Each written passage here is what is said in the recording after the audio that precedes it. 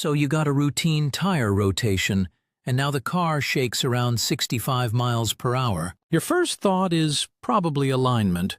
But hold on, it's not an alignment issue. That shake is almost certainly from a wheel that was out of balance on the back, and the rotation just moved it to the front. A tire rotation can't change your vehicle's alignment. Those angles are locked in by your suspension. All the shop did was swap your wheels around. The thing is, when a tire is out of balance in the back, you might feel a vague hum, maybe a light vibration through the floor. It's a background noise you can easily tune out.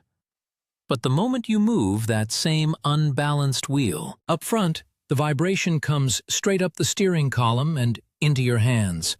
You can't ignore that. Before you go back to the shop, there are two things to check, and the first one you can do yourself. The most common cause of this exact problem is just improper lug nut torque. It sounds way too simple, but it happens all the time. To check it, make sure the car is on flat, level ground. Loosen the lug nuts on both front wheels. Then get the front of the car securely on jack stands, so the wheels can spin freely. Now you absolutely need a calibrated torque wrench for this, not an impact gun, not a four-way lug wrench.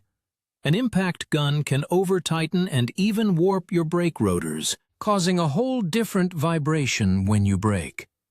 You have to tighten the lug nuts to your car's exact spec, and you have to do it in a star pattern.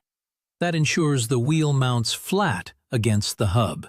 That spec is usually in the owner's manual or on a sticker in the driver's door jamb. For most cars, it's somewhere between 80 and 140 foot-pounds. A lot of Fords, for instance, call for right around 100 foot-pounds. Once they're torqued correctly, take it for a drive.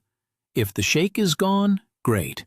Just a simple installation mistake. If it's still shaking, then you know it's not how the wheel was put on, it's the wheel itself. This is where you have to be very specific when you go back to the tire shop. Don't just ask them to rebalance the tires. A tech might put it on a standard spin balancer, see it balance out to 0, and hand you the keys back with the problem still there. That machine just spins the wheel in the air and finds simple static imbalances. You need to ask for a road force balance by name. A road force machine is different.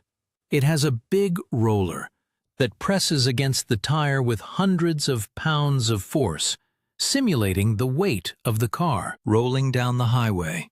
This is pretty much the only way to find the tricky problems, like a stiff spot in the tire's sidewall or a slight out-of-round condition from a slipped belt inside the tire. It can even detect a minor bend in the wheel that a spin balancer would miss completely. It's the definitive test that finds the source of the vibration when everything else looks fine. And you don't want to just live with it.